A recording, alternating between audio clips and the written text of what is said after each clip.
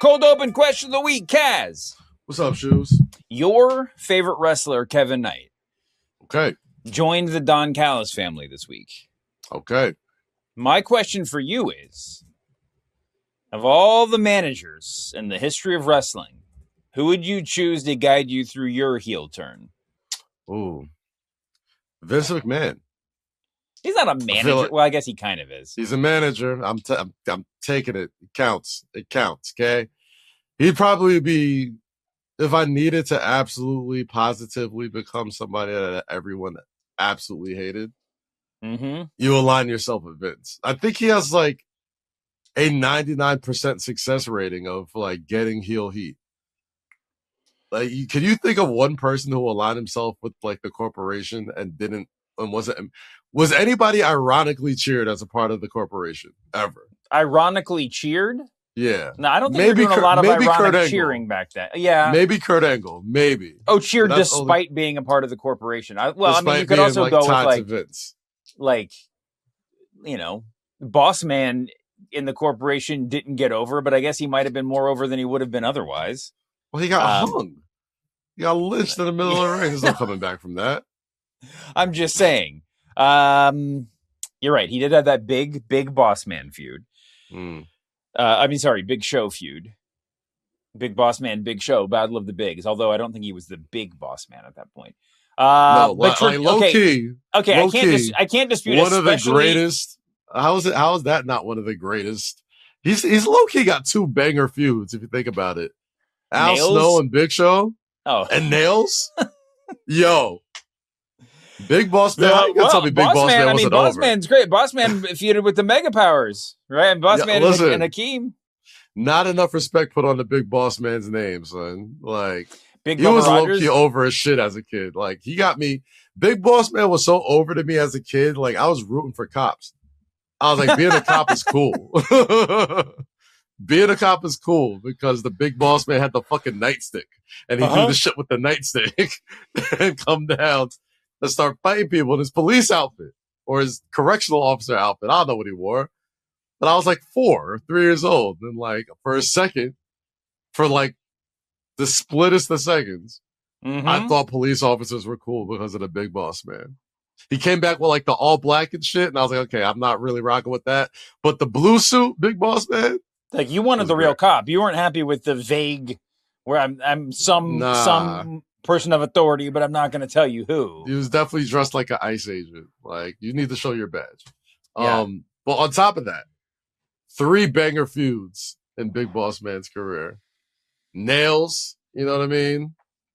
Fucking underrated new generation feud that doesn't get talked about enough. That really gave me nightmares as a kid. Dude. Al Snow made him eat his dog. And Big Show dragging his father's coffin all around SmackDown. We don't talk about Big Boss. Before I think we do talk about Big Boss Man enough. But maybe it's just the latter day Big Boss Man. Okay, before I continue to glaze Big Boss Man, did he do anything like reprehensible that like people just stopped talking about him that I'm not remembering? Like, did he say something like morally insensitive or anything? Can I like? I don't. Can I be a fan? Can I be a fan of Big Boss Man without somebody like hitting me and be like, "Yo, you know, he's kind of a racist or he's kind of sexist or anything like that"? I'm not missing anything with Big Boss Man. No. Okay. No. And he was also born no longer He was with born us. in 1963 in Marietta, Georgia. Just for background information. Oh, he's Marietta, Georgia. I don't know. I don't know. He was, boy. Marietta is actually really nice. I love Marietta.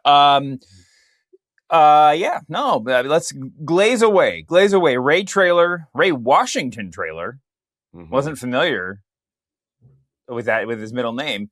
Ray Traylor died at the age of 41, but according to his Wikipedia, there is no controversy section on his Wikipedia page. So let's just say he's clear. Okay, all right. Big up the Big Boss Man, son. We don't talk about you enough. Rest in peace. Inducted in the Hall of Fame. Do you remember this? I don't think I do. He's a Hall of Famer inducted by Slick in 2016. Yeah. Oh my gosh. Yeah. Right after he passed away, I believe. Anyway. Oh no, long after he passed away. My bad. Okay. Yeah, so okay, long story I can't short, dispute your Vince McMahon answer, not to take us off the Ray Traylor thing, but in terms of like classical managers, I mean, Bobby Heenan was the one, right? Bobby Heenan was how you told the world that you were a villain. Mm-hmm. Yeah, I can say that. A lot of but Paul Heyman, Bobby Heyman's Heenan, a lot. I mean, probably the more success has a much higher success rate. Paul Heyman, probably. I mean, you got to factor in Curtis Axel and Claudio, but I mean, his success rate in terms of high end is still pretty tough. Yeah, but you also run the risk of the ironic cheers. You run the risk of like the cool bad guy cheers. Like Paul Heyman has had like a lot of cool bad guys. You asked about my heel turn, and if I want some people to truly hate my guts, oh, people would hate you if you were hanging around with Vince McMahon. I gotta tell you, Kaz. Yeah, that's who you pick. Your whole gimmick is like bring Vince back to the WWE. That would be a hell of a heel gimmick. Wow. That might get ironic cheers. I was about to say, I'm like, I don't know how much it gets booed in 2026. I don't know. There's definitely a section of that fan base that wants him back. So, good luck. I'm not even going to think about it. I'm not going to entertain it. I do want to talk more about Kevin Knight. So let's start the show.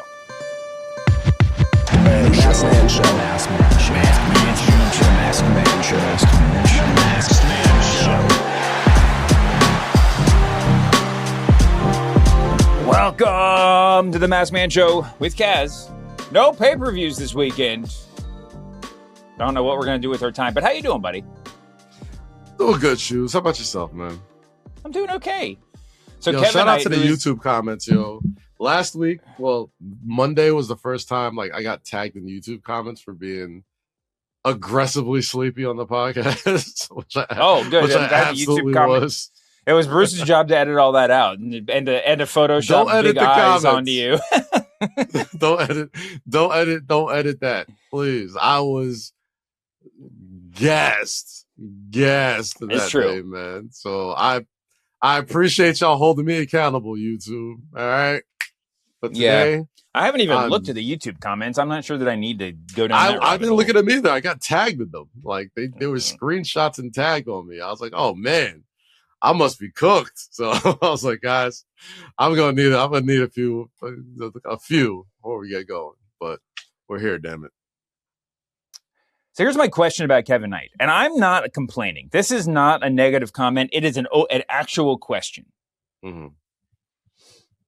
I'll just phrase it in the "is it weird" form because I'm not trying to dog on it. I'm very happy that he's a heel. I don't think the Don Callis family is a bad idea. Mm-hmm. Is it weird that he turned heel and then, like a week later, joined the Don Callis family? Would it have been more effective if Don Callis was part of his heel turn?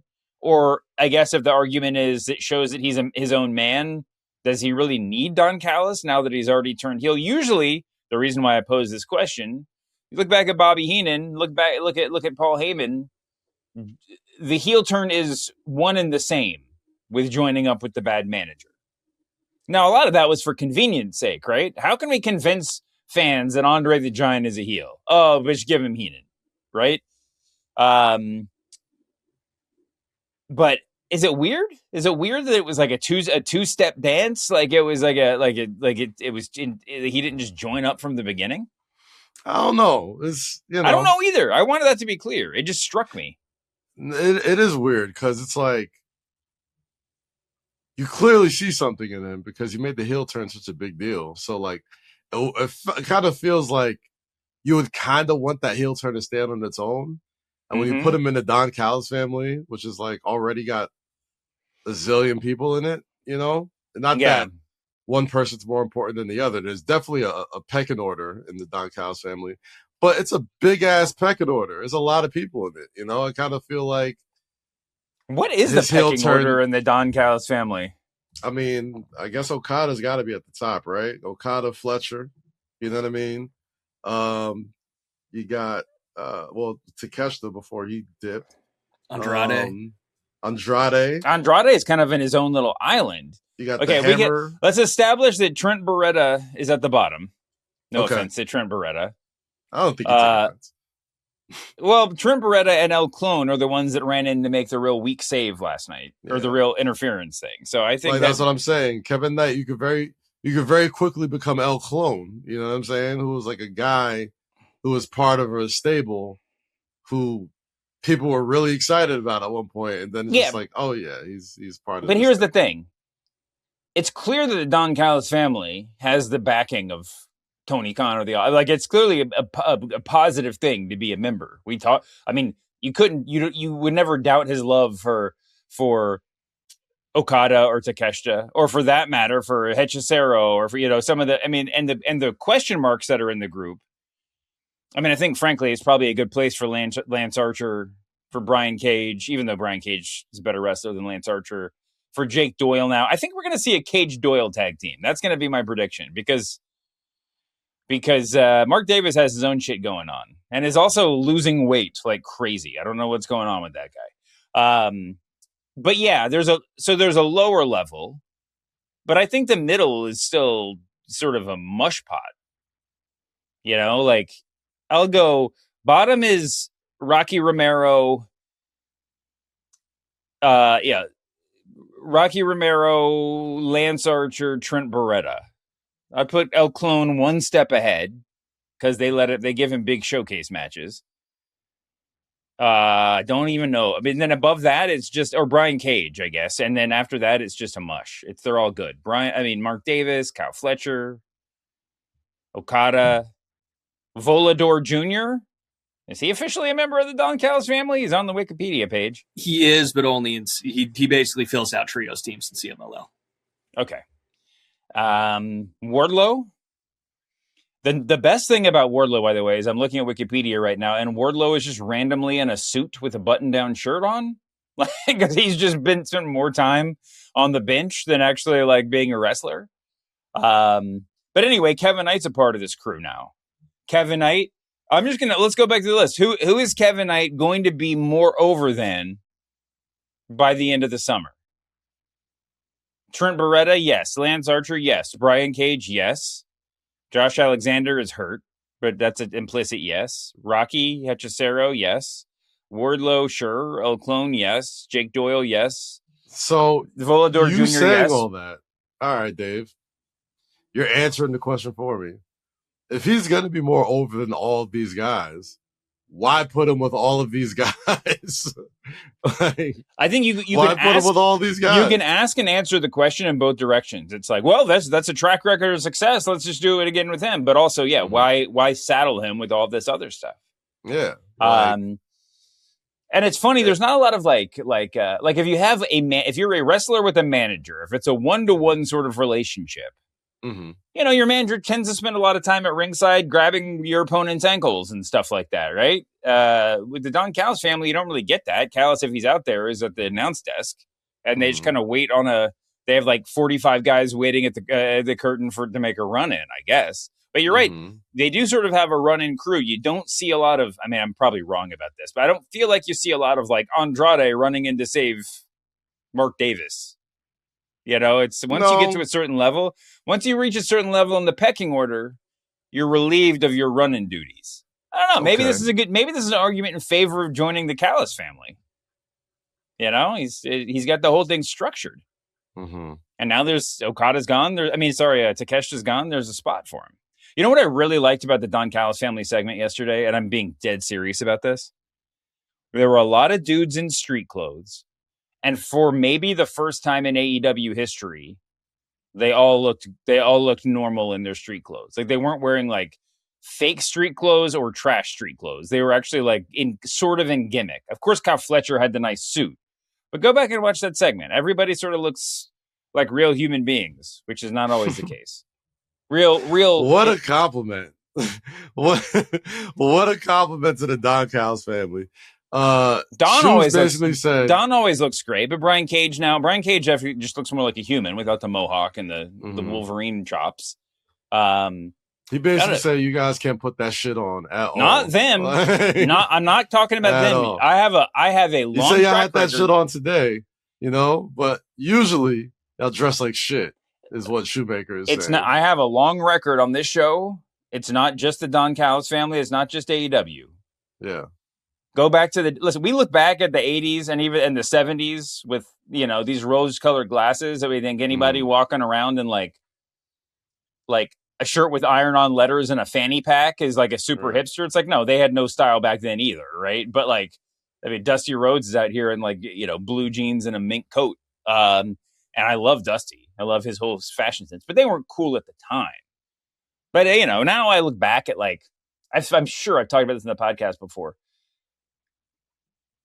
But for me, the first time I was watching TV and I was like, they should not let those guys dress themselves. It was when Benoit and Malenko joined the Horsemen.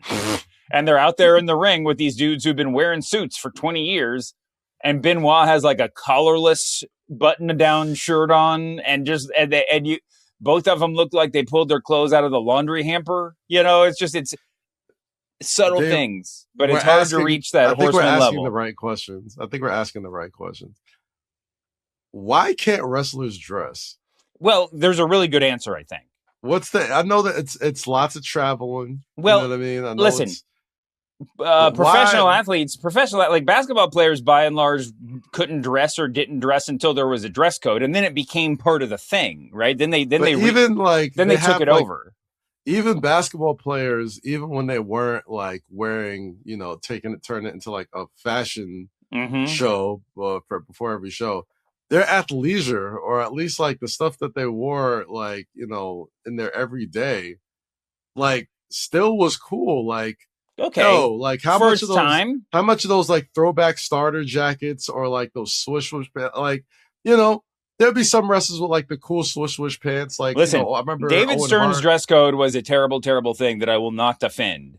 But if you go back to the brawl or whatever, go look at the tracksuit, at the sweatsuits that these like Jermaine O'Neal and folks like that would wear when they weren't playing. They were not nice. They might have been nice for the time, but they were not nice. Like they were just triple XL, like just dumb sweatsuits. Yeah. But you're right. But here's the thing. The basketball players also, A, have a ton more money. B, have a camera on them when they're walking into the building. So do wrestlers, by the way. That's just whatever.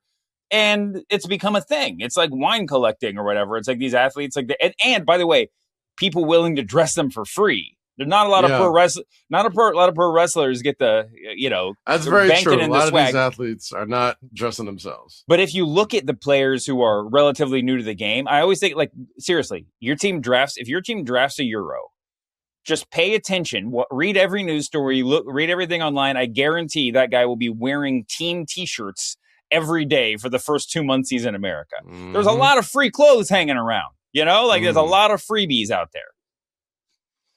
Wrestlers, I don't think there's as many freebies. You remember there was a period where every wrestler was just wearing a tap out T-shirt every time you saw him because they got free tap out T-shirts. That tells you how thirsty they are for swag, right? Yeah, no. And just in general, like, what do you, like, even forget the free stuff. If you're Randy Orton, your choices are either like go to a tailor or wear T-shirts and track pants all the time, right? T-shirts and shorts. That's the only thing you fit in naturally. Yeah. You don't have or need a lot of fashion sense. If you're over 6 feet tall and built like you can have a little bit though. Oh, I agree. You can have a little bit. Like, it is crazy that they can't dress themselves. We're not talking about you, Kevin Knight. You look great. It's not even like how the clothes fit. It's just like I can look at a piece of clothing and know exactly what era wrestler wore it and when, right? Like as soon as you said tap out shirts, like my mind immediately went to 2002 and just Affliction and like freaking Ed Hardy. Brian Cage, just like, by the way, bring this thing, worst type of stuff that we've seen. To bring this thing full circle, Brian Cage looked great yesterday because besides just the beard stuff, he was wearing Zubas. He was actually wearing Zubas, like making a callback. And this is part of the answer too. I mean, it's to the Randy Orton answer. Dude, back in our childhoods, the Road Warriors wore Zubas and fanny packs everywhere famously. There is a, I think, an apocryphal story that they were the co-founders of Zubas. It's been a long time since I did the rabbit hole there. But no, it's because they can't wear fucking pants. Even in like the 90s when like Kevin Nash was the coolest guy in the world, he was wearing kind of loose-fitting blue jeans and a fanny pack with his like polo shirt. Kevin Nash never didn't look cool, but if you just take the outfits and put them on a mannequin, that dude was like, he dressed like, his university scholarship doesn't cover any spending money. You know, like he was a weird looking dude, weird dressing dude. But then again, Scott Hall too. Scott Hall was the coolest guy in the history of mankind, but you'd never catch me wearing jeans and no shirt and a jean vest. Oh man, that's going to be the punishment of our next bet, isn't it? Anyway, congratulations. That's exactly what it's going to be. To the Jet, Kevin Knight, who beat the crap out of my favorite wrestler, one of my favorite wrestlers, Speedball Mike Bailey, that fucking nerd. And that fucking nerd. Kevin Nash used to dress like Speedball Mike Bailey should dress. Right? Just like ratty polos and ill-fitting jeans and a fanny pack. But yeah, I mean, sorry, did I say Kevin Knight? I meant Speedball Mike Bailey. But Speedball Mike Bailey lost. Kevin Knight's a big heel now. That's a good look for him. He's part of the Don Callis family. The Don Callis family could more effectively take over AEW, though, than NWO could at the time. They have, I think, a much bigger roster. So just, putting a worm in there. What else from AEW last night? Oh, wait, what do we got? Oh, Osprey's big match at the end. I mean, the King of the Ring tournament, King and Queen of the Ring tournament has way too many. We've joked has all, so many big names in it. But the Owen Classic, which does too, the Owen Hart tournament has so many big names. Next week in the semis, we get Brody versus Swerve versus Osprey. Mm-hmm. Potentially, right? No, is that actually set? I think that there might be one more match. Brody King versus Swerve Strickland versus Will Ospreay is like the greatest match you'd ever heard of 5 years ago. Mm-hmm. And that's just like on the road to crowning the Owen Hart winner. It's so crazy. I have no idea where they're going to go with that. I mean, I guess Ospreay's story is like the biggest overarching story. Last night they were in hyperdrive talking about how being part of the Death Riders training camp has made him the best wrestler in his career. And wow, that's the big story they're telling. But anyway. Yeah. I mean, what's the end for Ospreay though? Is it another Swerve feud? Is it a Moxley blow up? Is it a, like, what is the, the ending for Ospreay? Obviously being the champion. Yeah. I would say that, but I feel like, AEW does a really good job of like having opponent or having wrestlers that are getting ready to win the championship go and like right the wrongs of whatever they did in the past. Like, that's a good so point. I could definitely see like Ospreay and Swerve, circling back to, back when Swerve was champion. The entire sort of story with him and Ospreay was that like he just wasn't ready enough and he was a little too reckless. True. And like it was almost like he schooled him a little bit. You know what I mean? Like a lot of the stuff that Moxley probably brought out on Ospreay through, the Death Riders boot camp or whatever the fuck he was at, was stuff that Swerve sort of alluded to when he first challenged for the world title, so many moons ago. So AEW does a good job of like calling back to that stuff and being like, all right, like he has to go through these guys to find. Yeah, WWE, which famously had no institutional memory. None at all. And AEW has so much. They're the only company who does it. They're the only ones with good creative and making good wrestling shows. Just AEW. Nobody else.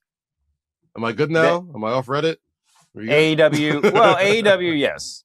Well, and there's a couple people. Kevin Owens, famously pays attention, but nobody in the office, not as much. The one thing we didn't mention, can we have a special sound drop, Bruce, for when I remember what the show's about 25 minutes into it? Is that so everybody who's fast forwarding through knows when the important part's coming? Mercedes Moné is back.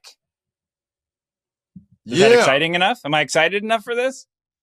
She was great. I will say this. She does have a habit. I was going back and watching some old tape, grinding the tape last night. You can really, really tell when she's rusty, but it doesn't actually affect match quality at all. It's a very strange phenomenon. Like it's very clear that she's still working out. She's still remembering how to be the best in the world. And I think we saw a lot of that. And I think that's part of when she was bad, was it 2 years ago that we were all talking about how maybe she wasn't the best anymore, and then she just went on a run. No. I'm not putting words in your mouth. I'm saying when was that conversation? She had a terrible match with Britt Baker. She did. People were like, I don't know if Mercedes Moné is really as nice as she is. I think, using cognitive dissonance after the past few years, I think we could say. I don't think that's what you mean, but yes, it was probably Britt Baker's fault. It was definitely Britt Baker's fault that day. Like, she, I'm not even the type of you know me, people who listen to this show for a long time. You know what I'm saying? Like, you could only, go back and look at that match. I don't think it was No, I don't either. I don't either. Day. I think that the point I was trying to make was, I think that maybe you can tell when she's coming back, and maybe that led to some of those conversations about she's not as good as she used to be, because she had a couple of not great matches, but also you could really tell when she's not having a good match. It does feel really loud. But anyway, we can move on. The point of this was just to say Mercedes Moné is back. She had a great match against Alex Windsor. Mm-hmm. Mercedes Moné was the wild card in the Owen Hart tournament, for the record, if you didn't watch, and had just a banger of a match against Alex Windsor, eked out the win, and now has to be your prohibitive favorite. I love the wild card in tournaments, though. I guess WWE does it by generally it's like they'll have wild cards too, but half the time they don't even announce who's in the thing until they come to the ring, so they can shock people. So they don't make it as much of a moment as AEW has the ability to do, and it was quite a moment, man. So Mercedes is back. Kevin Knight's a heel. Will Ospreay and Mark Davis had just a freaking crazy good match. Not the match of the week, because we're still in the week that Grande versus Grande took place. Oh, yeah. Speaking of which. Did you catch it on Netflix after? I did. I was about to say. Yeah. Great match. Is there any bigger way that the WWE can put over a match than to just say we're running it again on Netflix for free?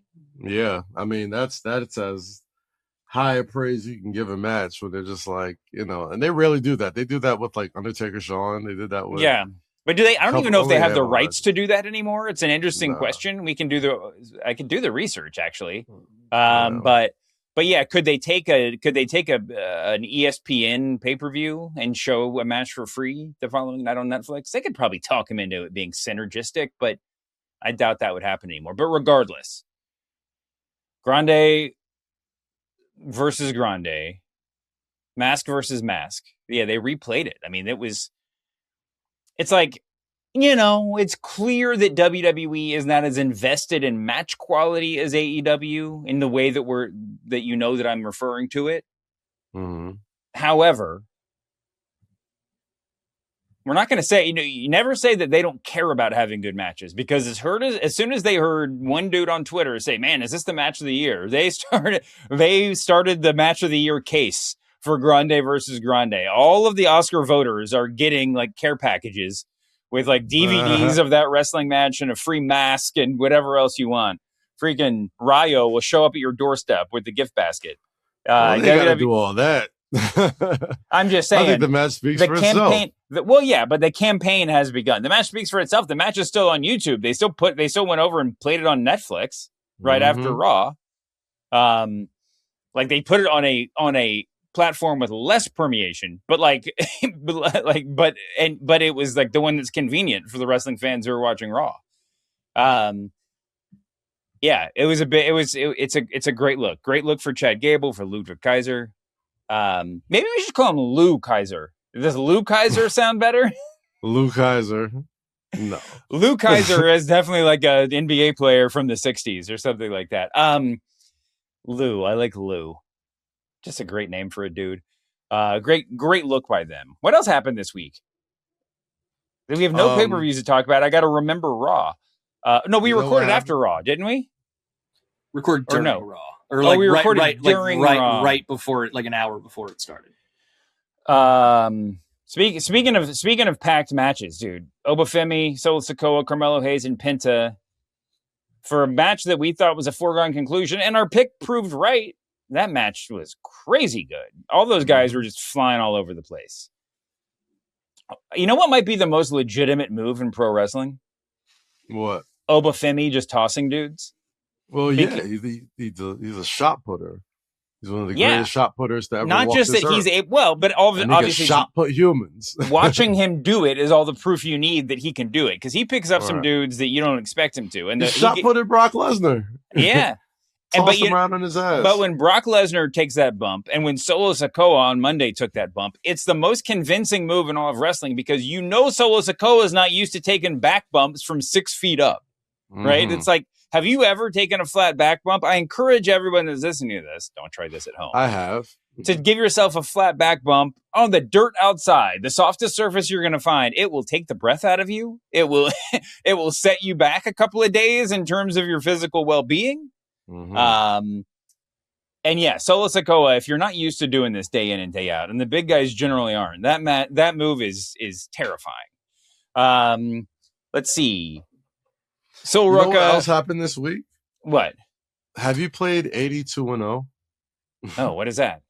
Oh man, yeah. You see, Bruce nodding his head over here. What is 82-0? 82-0 has taken over my life. It's basically like basketball blackjack. Go to 82-0.com. Can I just? Yeah, just go to 82. No. Can the rest of this game just be me dictating playing live? I mean, is that what we're doing? Okay, yeah, classic absolutely. Or Hoop IQ? Go to classic. Don't go to Hoop IQ. Yeah. So basically, you're just hitting like random teams in random eras, and the goal is to create a lineup that produces an 82-0 record in an NBA season. And it's every player who's ever played in the NBA ever, right? And the different eras. Like obviously they match it from like best player to worst, but it has taken over my life. All right, so I'm spinning. I got Detroit in the 20s. The 2020. It's just like, was there organized basketball in the 1920s? Everybody out there with like gin rickeys in their hand while they're playing. Right. Okay. So what do I just pick one player? Yeah. So you're making a lineup. You're making a starting. Okay. So obviously I'm picking Cade Cunningham. Yes. And here's the thing, right? So like, say you get a deal you don't like, you get a team you don't like, right? On that top right corner, it says team and era. You have like one respin each, and then the rest you just have to pick from that team. So it's like, it's kind of like blackjack. You can like hit for a deal. So every player you get a fresh spin. Yeah. So like you could basically like, if you like your team, if you have Detroit in the 20s and you want to take Cade Cunningham, like, and put him at point guard, cool. If you like Detroit, but don't necessarily like the team from the 20s, maybe you're a Bad Boys Pistons guy. Yeah. Maybe you can re-roll that part of it. You could re-roll that team. If you don't like the team, but you like the era, the 2020s, you can hit Detroit and just get it. We are making a wrestling version of this. Bruce, I hope we your are coding absolutely going to make a wrestling version. We're going to make a WrestleMania version of this. Okay, I just got the Mavs in the 20s. Just for the record, I just picked Luka straight up, right? I don't try to think maybe Cooper Flagg would be better with. No, you're trying to make an 82-0 record. Look at right the now. stats, and it's like the players. It's their stats from that era. So there's Wizards Jordan, there's Bulls Jordan, there is like LeBron in Cleveland, LeBron in Miami, LeBron back to Cleveland, LA LeBron. Oh, so okay, Luka. So this is great. So I got Cade Cunningham and Luka Doncic, and the next thing I picked was Philly in the 2000s. Yes. So do I get Allen Iverson and play him at small forward, or can I move these?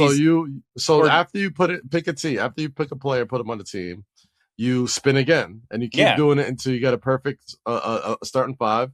And it tells you your record, like at the end, and it'll say like 72-11 or 54 or whatever. And the goal is to get all the way to 82-0. Okay, love this game. I'm already addicted to this game. Like it's already done wonders in the commute from here to Hot 97. So I propose we make all-in WrestleMania version of this. Where like we can there's got to be some great designer that listens to this show, that listens to this podcast in the app, that can make a pro wrestling version of 82-0. But what's the goal though? The goal is to make the perfect wrestling show. That's your 82-0. The perfect card. You're booking the Coliseum. You're booking like the ultimate wrestling show. Oh no, that's what it should be. It should be the perfect pay-per-view, and instead of teams and years, it's pay-per-view shows. Yeah. So it's like you roll and you get Bad Blood 99 or whatever, and you got to pick your guy from that. I would broaden it a little bit. I think Bad Blood's a little too narrow. You know what I mean? Like maybe like In Your House. You know what I'm saying? Like maybe the offshoots or something like that, or just go. No, I like it. I like it being harder because there's so many good guys on that. I mean, okay, okay. So you could go like 2020s Roman Reigns, or you can go 2010s Roman Reigns. You can go Big Dog Roman in that era, and you're getting the end of the Big Dog era, which wasn't that great, and like the moments you were like United States champion. Like you can't pick off potential. Like you have to pick like that person Bad Blood in that era. Yes. Bad Blood 99 does not exist, for the record. For all the nerds out there who are trying to correct me, yes. In Your House was 97, and they brought it back in, what, 01? Something? Mm-hmm. 03? So we got to make 03. We got to make so Bad Blood 03, just off the top, if you have to just pick a wrestler, has Ivory, Molly Holly, Chris Nowinski, and Rodney Mack versus the Dudley Boys. Scott Steiner versus Test, Booker T versus Christian, La Resistance versus Kane and Rob Van Dam, Goldberg versus Jericho, Flair versus Shawn Michaels, Stone Cold versus Bischoff, and Triple H versus Kevin Nash. If you'll recall, I mean, you already got Goldberg in there. You got your favorite wrestler, Bill Goldberg, on the list, so we know who you're gonna pick. All right, this is what we're gonna do. Do you like Bad Blood, or do you want to respin to another pay-per-view? Yeah, exactly. Okay, but it has to be the same. But it has to be the same year. Either the same year or same type of pay-per-view. All right, boom. I like that. I'm gonna, actually, you know what? I picked up a random pay-per-view also. Okay, so I have Starrcade 1997. All right, so we're respitting, and you just get to pick the match. Okay, you don't get to pick the wrestler. I think if you just pick the match, it makes it easier. You know what I'm saying? So, all right, you got Bad Blood, 2003. I got Starrcade 97. I think it's a great Starrcade. I'm taking Sting. Nah, do I want Sting Hogan? Well, you're picking a match? Yes. You're making the perfect card. I think you should be picking wrestlers. Because that's the thing with the basketball one is it's like the chemistry and whatever else. We can do matches. We should do record. We should do it both ways. This is going to be a very complicated app, but yes. Yes.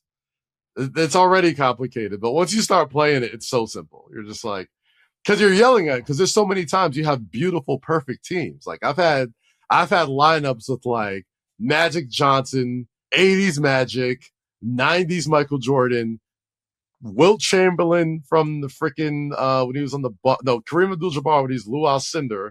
You know what I mean? And I think I had Karl Malone and Desmond Bain, right? Desmond Bain.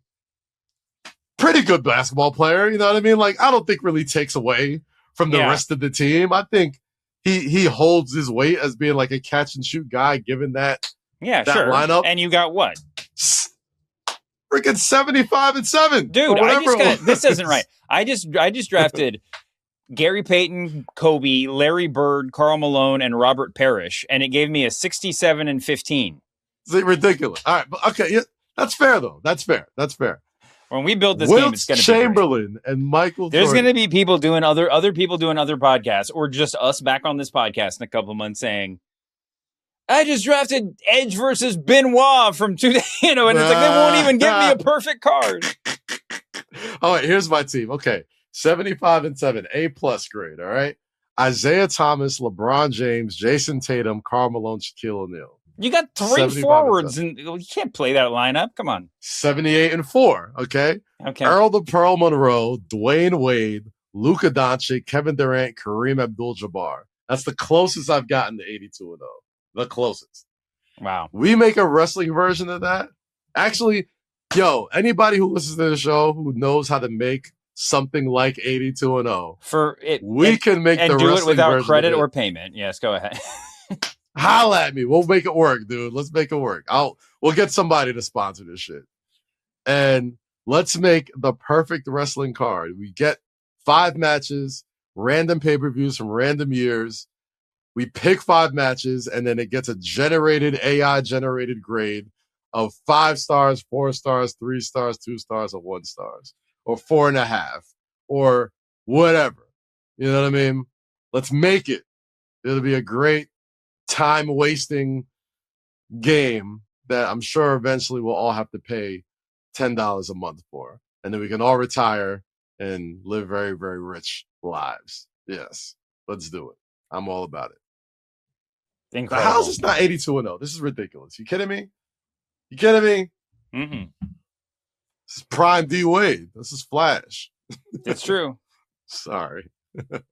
This is a great, remember some guys conversation too. It's all remembered some guy. That's literally all it is. It's dudes that can sit there and just randomly name basketball players, football players, wrestling matches, wrestling debuts, whatever. Like, guys can do that all day long. And when you can tap in to that and monetize it, or at least get the attention of people who want to monetize it, oh, man.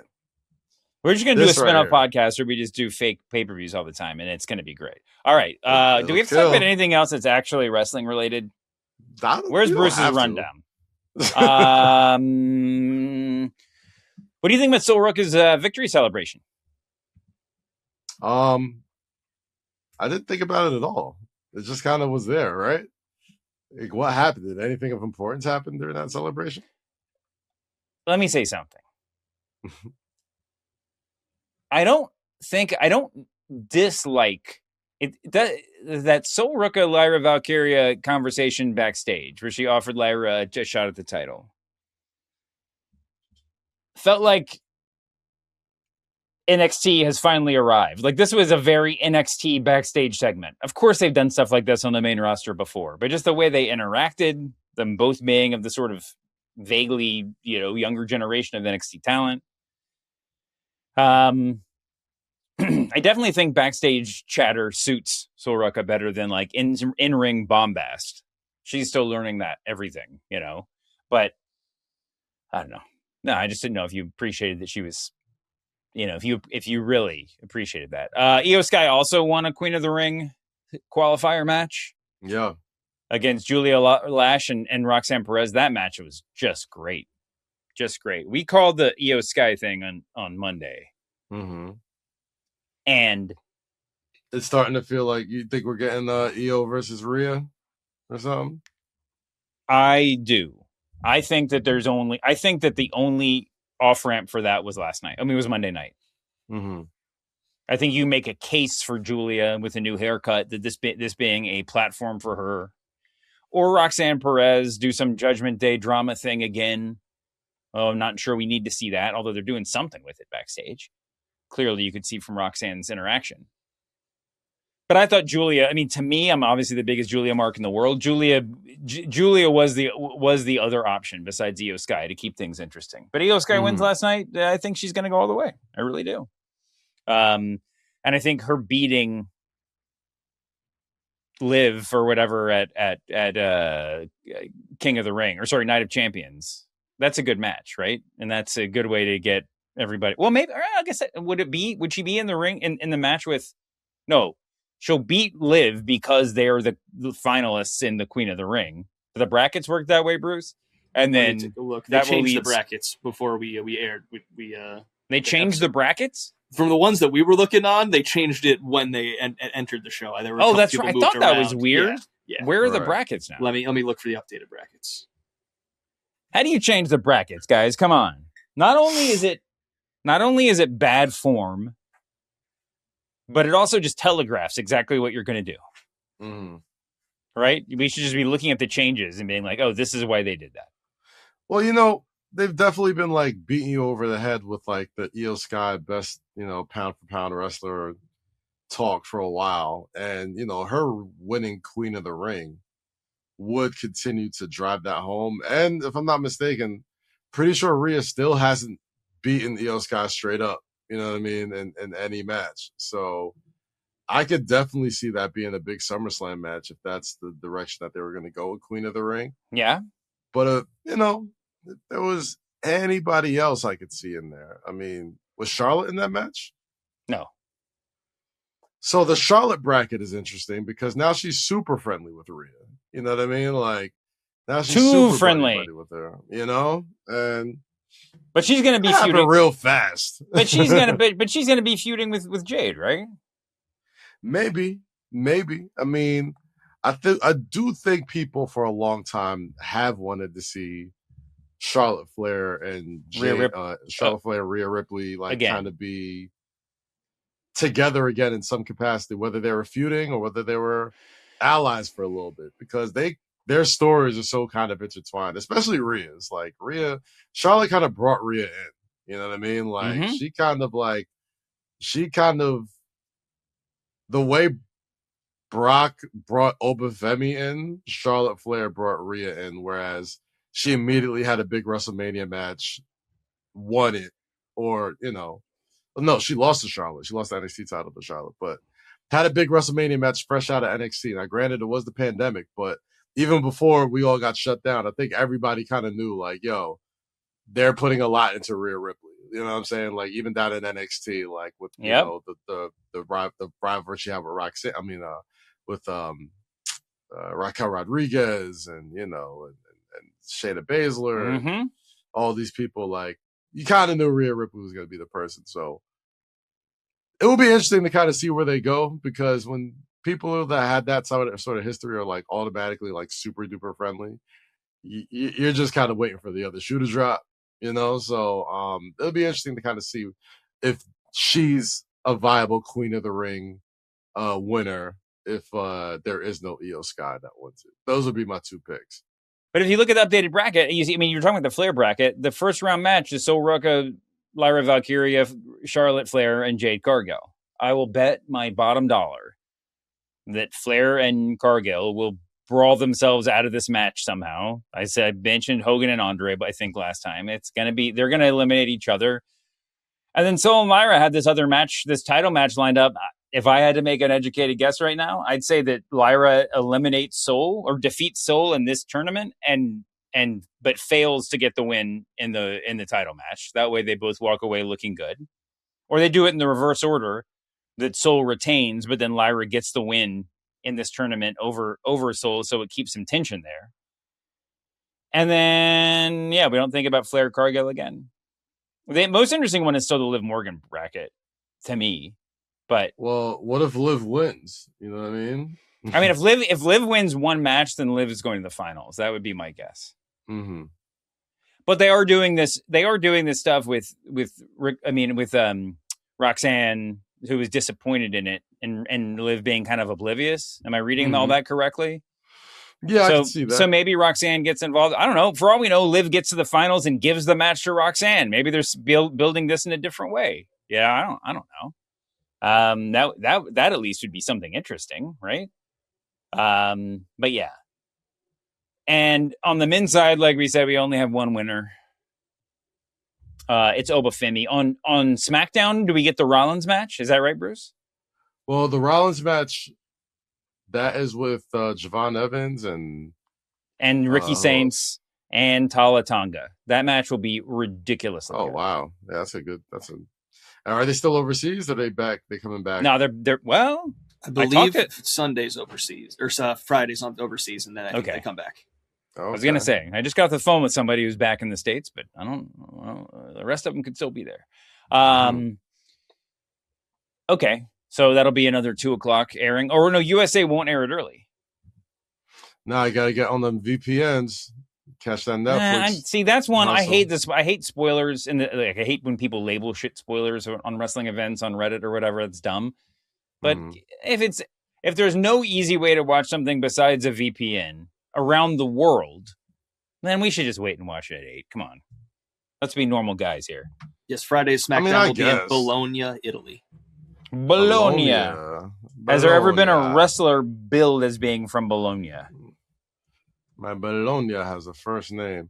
I don't think it's spoilers. I mean, I just personally enjoy afternoon wrestling. Like, if it's on and people are watching it and I got the time to do it, I'll pop in that VPN real quick and just turn on Netflix. It's a lot simpler than I thought it was at first. Like, I used to be very scared of to get a VPN overseas streams. Like, Yeah. It's definitely a lot easier on. Give my laptop a virus or some shit. No, but you can do it on your mobile, on your phone or your iPad or whatever, and it's like now that everything's app based, it all just seems ridiculously easy. Yeah, it's very easy. So y'all know what to do. Now, is it safe to use the same VPN I used to purchase, like to smuggle humans on the dark web and to watch wrestling on the same one, or should I? Well, the funny thing is, not every person who smuggles human body parts on the dark web are wrestling fans, but every wrestling fan happens to smuggle. I was going to say, you got that backwards, but what the hell? Who cares? Oh boy! Oh my God! What else? What else happened this week? Can we do a vibe check? Vibe check on who? NXT in general. I'm actually very interested in your vibe checking you on Tony D'Angelo. What is your Tony D'Angelo? What does your Tony D'Angelo career predictions look like at this point?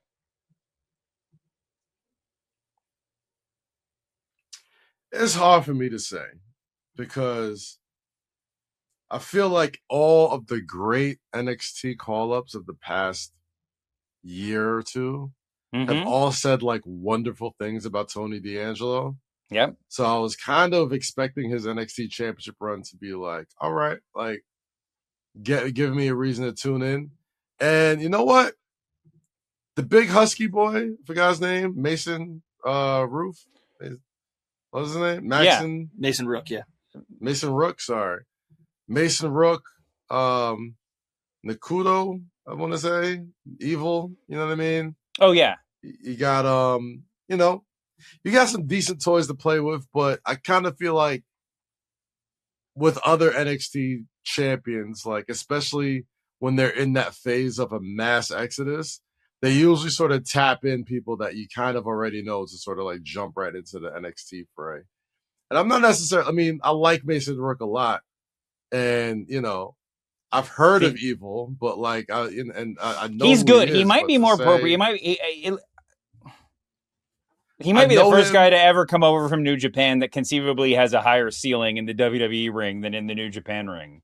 But it's very marginal, and I wouldn't really go on the record saying that. I got one thing about Evil that is why he's in NXT is that his match at Wrestle Kingdom, he basically trained Aaron Wolf, who was a judo Olympic medalist. I love Aaron Wolf. Yeah. That match at Tokyo Dome was 10 times better than any match that he has had with anyone since. Yep. He has been put with a lot of great talent since that, but Evil basically trained him. And that's how great he has. And they're doing the same thing in NXT where they're practicing these matches and they're given a week to do it. So for him to be there, when I heard he was going to NXT, I was like, oh, this makes perfect sense. He's shown a track record of bringing someone who's an accomplished athlete in and doing a good match with practice. And so I was like, for me, I'm like, okay, cool. You're pulling a ton of people out of NXT. Give someone with a track record of doing this, who's been wrestling for a long time, give him the title and just kind of let him usher in all these guys until you get someone ready. Yeah. All right. I know I don't have a problem with him at all. I'm very interested in the D'Angelo arc. I honestly believe that he's got main event, top of the company potential. That's what I was saying. Like, I haven't necessarily seen it yet, but the guys that have been shotgunned have. I don't think they're anywhere Trick close. Williams, Oba, Javon, Braun Breaker. Everybody. They've all sung his praise. Well, he and Braun are really close, but he is. What was I going to say? I like Bane, Tony D'Angelo, whatever the current version is called, better than Mob Boss Tony D'Angelo. Sorry to all the diehards out there. I just don't think that was going to work on the main roster. And so I think they're trending in a better direction. I'm still not sure they're trending in the right direction, but definitely crazy hair, big beard, just be a badass. I think I'm watching this one closely. I'll just say that. Anyway, anybody else? Mason Rook. Mason Rook's going to be awesome. He might need to work on his ring gear from his UK days. I'll just say that and leave it. What else? Anybody else I want to do a vibe check on? You want to do a vibe check on Dark State, on Lexus King, on the Vanity Project, on Zarya. Who do you have feelings about? Gotta be honest. Not a lot of feelings? None of them. Absolutely none of them. I'll be honest, man. NXT's still got a lot of work to do as far as like getting that sort of energy back that they had. But it's like, part of the circle, you know? I mean, we all know. I know it is. That's why I'm like, you know, even the beginning of the Rainbow era, even though all those guys have like obviously gone on to be like pretty damn great. Mm-hmm. You know, it's still a lot of growing pains with the show, you know, and a lot of the guys I'm supposed to care about, like I see names, like remember that Family Guy bit where they go to the Kids' Choice Awards and they just start naming random names? It's like every time I watch one of these shows, I start recognizing less and less people. That's how I feel watching NXT. Like I just see a bunch of words put together that are supposed to be names. I'm just like, all right, like Bruce, pull the card up from NXT this past week. Oh no! And just start naming people. And make up a few names and throw them in. And make up one.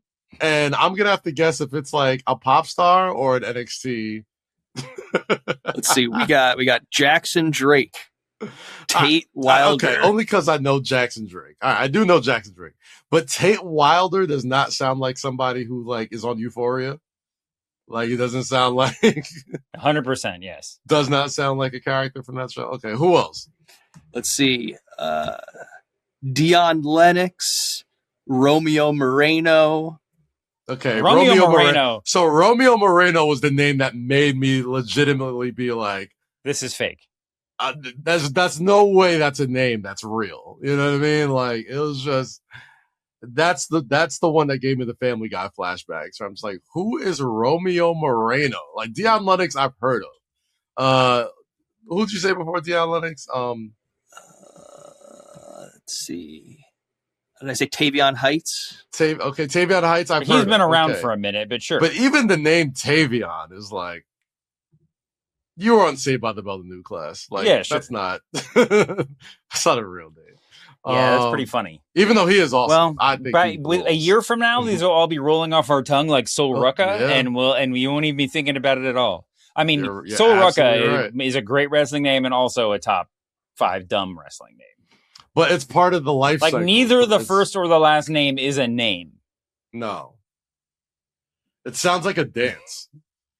It's like come on down to the Hawaii shop and do the Sol Ruka. Unless it's part of the lore. Like I was named after the actress that played Punky Brewster. Her name was Soleil, but they just call me Soul. All right. I don't want to make fun of it because I'm almost positive. By the way, can I just say one thing? And it's going to be like, actually, Sol Ruka comes from my grandmother who passed. Oh, my God. Every single one. Tavion Heights was taken from civil rights icon Tavion Jones, who was all right. My bad. Sorry for the names, guys. Sol Ruka has finally, and I have not done the deep dive. I'm not making a really thoughtful commentary here, but it feels like she's finally gotten her ring gear to a place that I am cool, that I like. Mm-hmm. And I'm saying this in reference to the sort of like gimmick vagaries. It's like, okay, she is a surfer that doesn't need to be her whole gimmick. You know, she doesn't need to carry a board to the ring. And in that spirit, change her fucking theme music. What is that? What, like, it can still evoke. Yeah, it can still evoke Wipeout, but like, you cannot tell me. Oh, Wipeout. You cannot tell me that she turns on Wipeout in her car when she's driving to the beach to surf.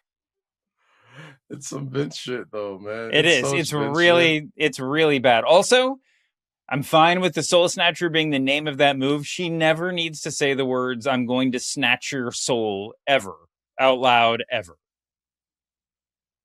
She could maybe say, "Your soul is mine," but that doesn't make a lot of logical sense because she is Soul. Like, how many puns are you going to work off of when everyone else is like, "No, Soul is you"?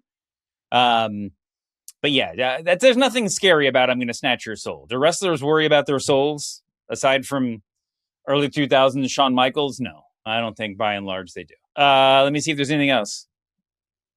LA Knight reveals Brock Lesnar's Royal Rumble elimination does not go as planned. Yeah, we know. Becky Lynch discusses final goal in WWE career. No, I refuse to acknowledge that Becky Lynch will ever retire.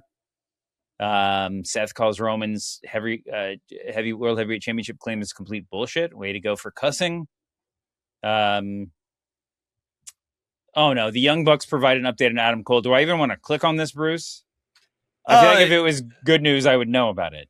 It wasn't necessarily bad news. It's just that, he's working his way towards coming back. Like, he's taking it step by step. I think if Adam Cole makes it back, well, we don't know how profound this situation is.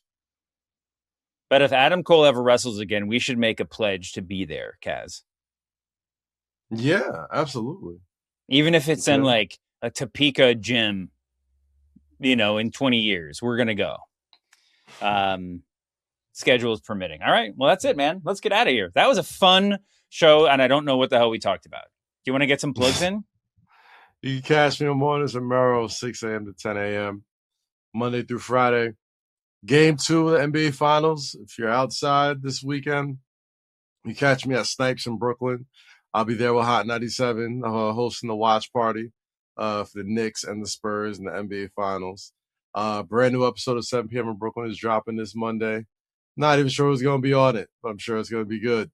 And I'll also be live threading the show live from 7 p.m. in Brooklyn on Friday. So lots of NBA stuff, as you can imagine, with everything going on in this city. Who are you pulling for, by the way? I've been really thinking it through, and I think I really want the Knicks to win this, yo. I think if the Knicks get Danhausen as their official mascot, although he's got to make himself relevant again. I feel like the moment's getting too big for him. The NBA Finals might bigger than Danhausen. Yeah, it's bigger than Danhausen now. But he was good enough to handle like Atlanta and Philly. Like now it's brass taxes, baby. Like, he was trying to like muscle some courtside seats out of Stephen A. I was like, no way. But if the Danhausen is the Knicks wrestler, who is the Spurs wrestler? Shawn Michaels. Okay, fair enough. Spurs fan too, by the way. Got to talk a lot of Spurs fandom when he came on 7 p.m. in Brooklyn a few months ago. So check that out when you get a chance. All right, man. Well, enjoy the games. Yes. Looked great last night. Thank you, Kaz. Thank you all for listening. Thanks to our producer, Bruce Baldwin. Thanks to our EP, Ben Cruz. 1 + 1 + 1 = we're done. We'll see you back here next week, humanoids. Hey.